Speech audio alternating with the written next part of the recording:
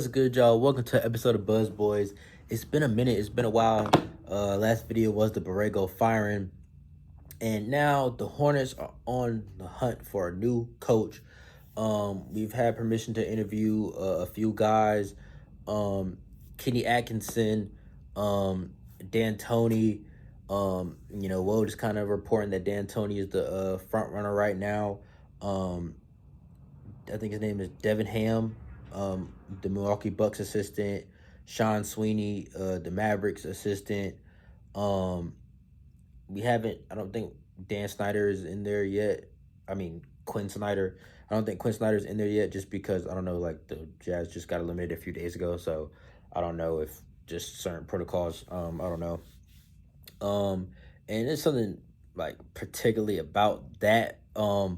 I feel like if we do get Snyder, which I wouldn't necessarily be opposed to, but I just feel like if we do get him, we can't go get Gobert. And I feel like if we trade for Gobert, we can't get Snyder. They cannot be back together. Like I don't want that. I don't want that. That's too jazzy. That's too I don't want that combination back. I feel like I'm forgetting some guys. We got permission to interview two more guys yesterday. Um Trailblazer assistant, what's his name? Oh, former Trailblazer assistant, so he doesn't have a job. David Vanderpool. Um, and let's see, it's one more person. Um, Charles Lee. He's a Bucks assistant. So a couple of Bucks assistants. Um, so yeah, right now D'Antoni is the leader.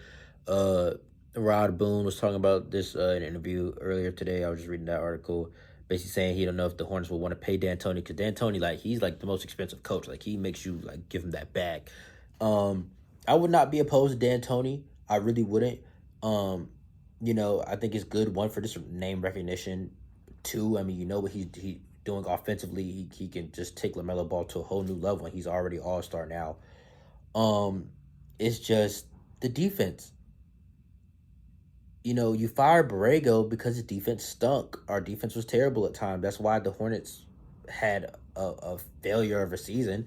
Um, our defense, you average 115 points a game, but you give up 114 points a game or 115 points a game, whatever we were given to fuck up. It was damn near tit for tat. So, like, you're not going to win a lot of games like that when you're number one in scoring, but you're 29 in points allowed. That's about a 50-50 shot.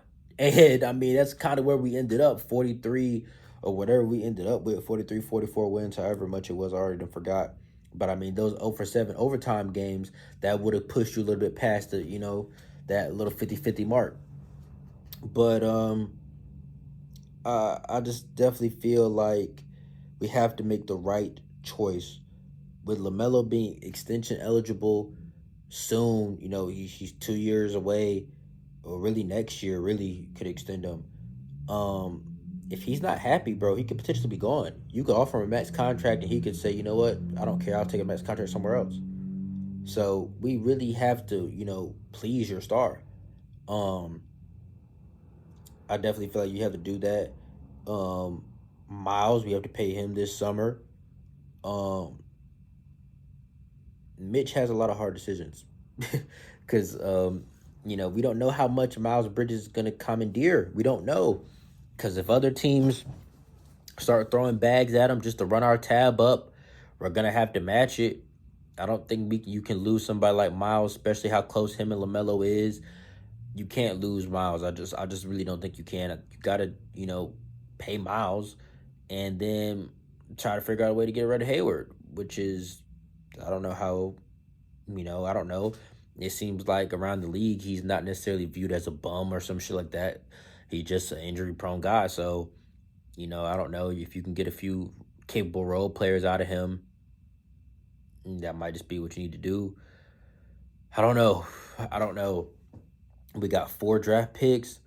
The draft lottery is in 12 days. So, well, maybe 11 now.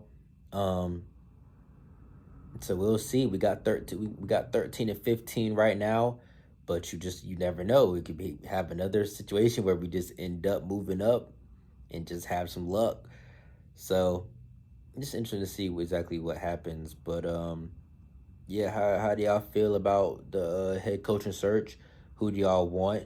I already said before I wanted Mark Jackson. He doesn't seem to be a candidate for us. We haven't interviewed him or had anything linked to him. I think he might get the Kings job. He seems pretty close to getting that job, so he might be the Kings coach. But and I haven't heard anything about Vogel. Vogel wasn't mentioned by Woj at all. Vogel was not mentioned in the article or anything like that. And I feel like I wouldn't mind Vogel, especially as an assistant, because of his, defensive mind. And that's what the Hornets have struggled with for years. Now the thing is, if you can get your hands on a Gobert or just somebody who is just a defensive anchor, then it's like, okay, the defense doesn't, having a defensive minded coach doesn't necessarily matter as much because that player's going to do what they're going to do regardless. If you have Mike D'Antoni as the coach, but you have Rudy Gobert as your center, it doesn't fucking matter what Mike D'Antoni draws up or what the fuck. Bro, Gobert knows his job is to block and get rebounds. It doesn't fucking matter. But so, I think we definitely need a defensive minded center regardless of who it is. Mitchell Robinson is a restricted free agent this year. We, try to throw him a bag, see exactly how much the Knicks want to match. But also, we can fuck around and get past the luxury tax this year or get very, very close to it. We know how Michael Jordan is when it comes to that. So it's going to be kind of on him. Like, okay, how much do you believe in this team? How close do you think we are? Because, Michael Jordan has came out and previously said, I will go over the luxury tax, but it has to be for a team that I think can win. And, I mean, last year was a pretty decent year, despite the terrible month of February that we had, over 7 overtime games. Okay, you get you a new coach, you get you a good big man. Okay, y'all should be a 50-win team. That's my hot take. Hornets 50 wins. That's my hot take. So, I don't know, it'd just be interesting to see how Michael Jordan is with his money. Is he going to go over the luxury tax? Is he willing to go over the luxury tax? And, does he think this roster can succeed? Do we bring back Isaiah Thomas? Do we bring back Montrezl Harrell? I personally think we should bring back both. I think they play well. The thing is, okay, if you bring back Trez, okay, how do you free up minutes for Kai Jones? Because if we bring back Trez, we still have to go get a defensive-minded center from somewhere. So where does Kai Jones fit into that? If we keep our draft picks and we draft like somebody like Mark Williams out of Duke, okay, do we try Kai Jones as a 4, backing up PJ? Is PJ on the trade block? Like, we don't know. Like, we got to get that front court, figured out. The worst possible scenario, I feel like, would be our front court turning into something like our back court, where we have just a lot of guards and we can barely get book night minutes.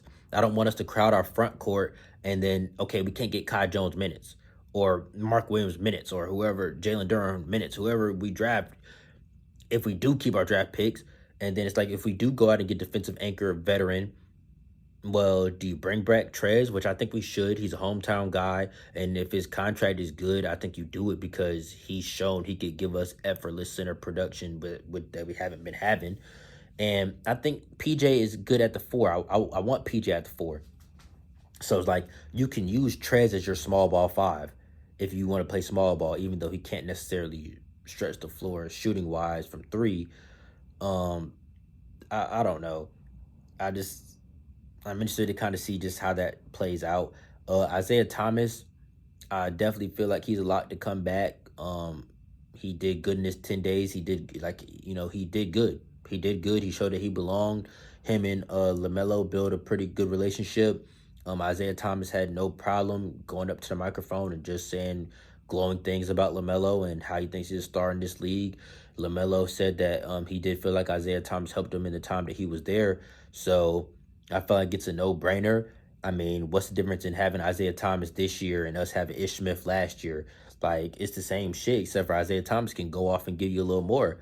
Isaiah Thomas, if Isaiah Thomas with us for a full season, he's going to have a couple 20-point games. He is. So, I have no problem keeping him around, bro. I have no problem keeping him around.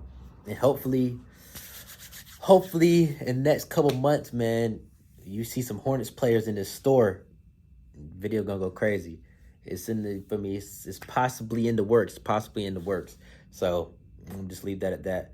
But yeah. Let's just say it's a couple of guys I hope re-sign with the Hornets because for me might have something cooking up with them. So I hope they re-sign here.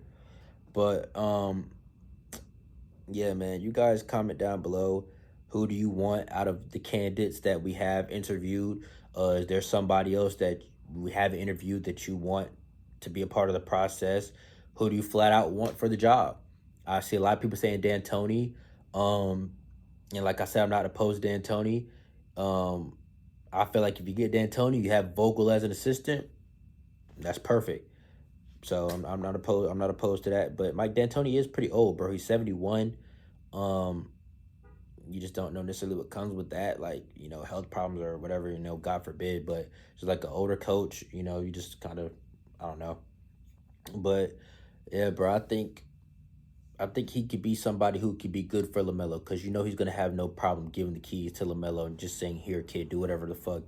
Not necessarily do what you want, but in a way, saying Mike D'Antoni rides his star players. Like, crunch time. Okay, here you guys go out there and try to win the fucking game. It's what he does.